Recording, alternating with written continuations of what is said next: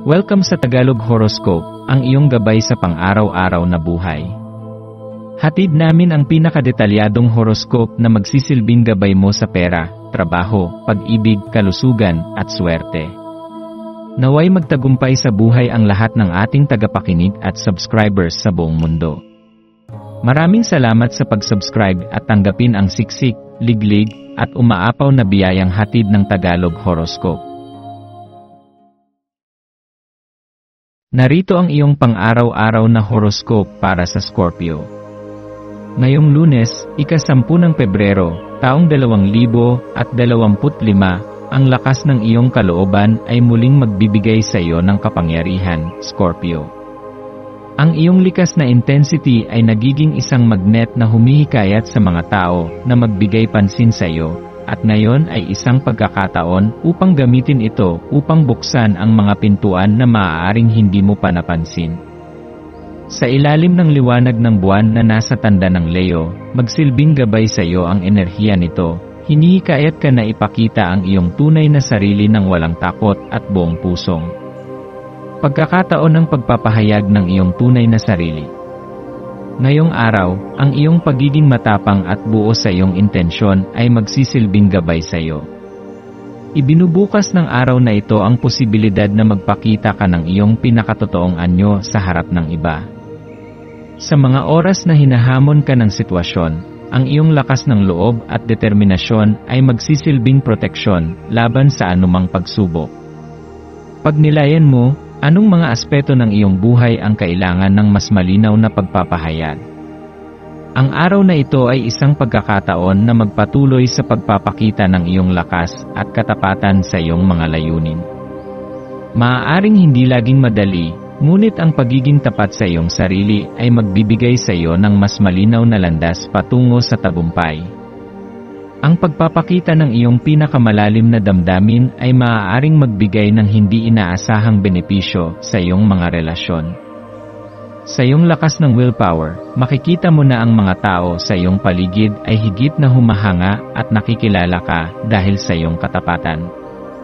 Ang araw na ito ay perpekto upang maging bukas sa mga bagong koneksyon at pagpapahayag ng iyong opinyon.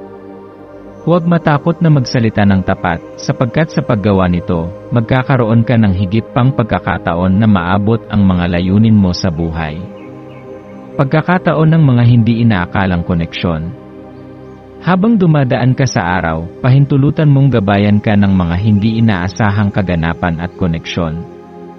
Kapag ikaw ay bukas sa mga maliliit na pagkakataon, malalaman mo na ang universo ay nagsasabayan upang magdala ng tamang pagkakataon sa iyong buhay. Ang bawat pakikipag-ugnayan mo sa mga tao ay maaaring magbigay sa iyo ng mga ideya at inspirasyon na hindi mo inaasahan.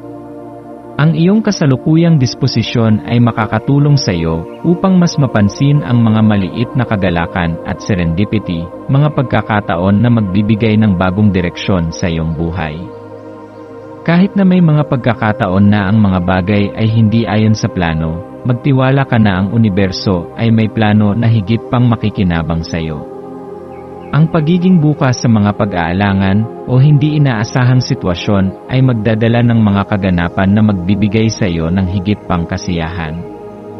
Sa mga kaganapang ito, hindi mo kailangang maging controller ng lahat ng nangyayari, sa halip magtiwala sa natural na daloy ng mga bagay.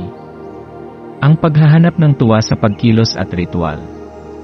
Ngayong araw, ang pagpapalakas ng iyong espiritu ay maaari mong makamtan sa pamamagitan ng isang mahalagang ritual o aktibidad na nagpapalakas sa iyong focus at mental na kalinawan. Isang magandang hakbang na mag-focus sa mga bagay na may tunay na halaga at nakatutok sa iyong mga layunin. Maaari kang magsimula ng isang bagong gawi na magbibigay linaw sa iyong buhay at magpapalakas ng iyong mga proyekto.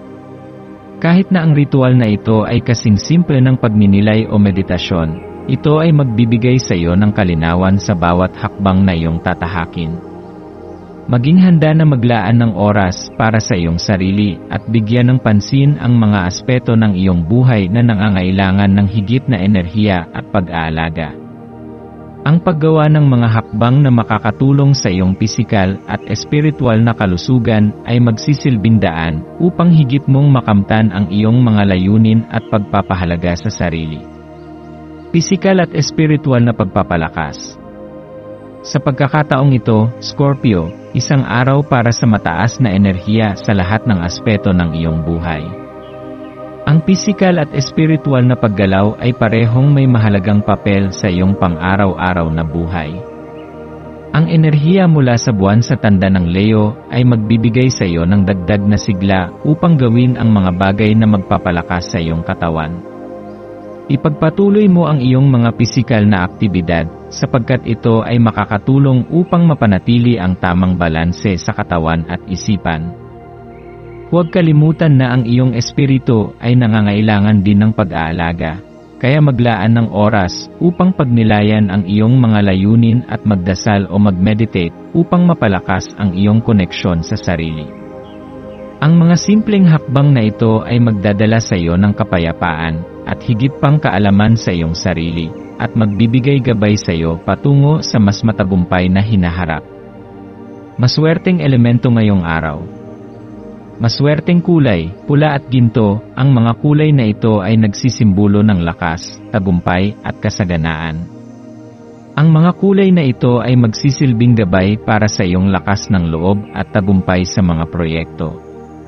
Maswerteng numero, 5, 9, at 12, ang mga numerong ito ay nagdadala ng pagpapabuti at pagbabago sa iyong buhay. Maswerteng kristal, citrine, isang kristal na nagpapalakas ng iyong kasanayan sa negosyo at pagpapasya, at magdadala ng kaligayahan at kasaganaan sa iyong buhay. Maswerteng gawain, yoga o pagninilay, magandang pagkakataon ito upang gawin ang mga aktibidad na nagpapalakas ng iyong katawan at espiritu, kaya maglaan ng oras para dito. Pagwawakas ng araw ng pagpapasalamat at pagpapalakas. Sa pagtatapos ng araw, maglaan ng ilang minuto upang magpasalamat sa lahat ng mga pagpapala na natamo mo sa araw na ito. Ang iyong lakas ng loob at pagiging bukas sa mga bagong oportunidad ay nagbigay sa iyo ng mas maraming pagkakataon upang magtagumpay. Mag-reflect ng iyong mga hakbang at tanggapin ang mga pagbabago na naganap. Ang araw na ito ay nagsilbing isang hakbang patungo sa iyong mas mataas na layunin. Ipagpatuloy ang iyong landas at huwag kalimutan na ang bawat hakbang ay mahalaga. Sa pagtatapos ng araw, muling magsimula ng may bagong sigla at pasasalamat sa iyong sarili sa lahat ng iyong mga ginawa upang magtagumpay.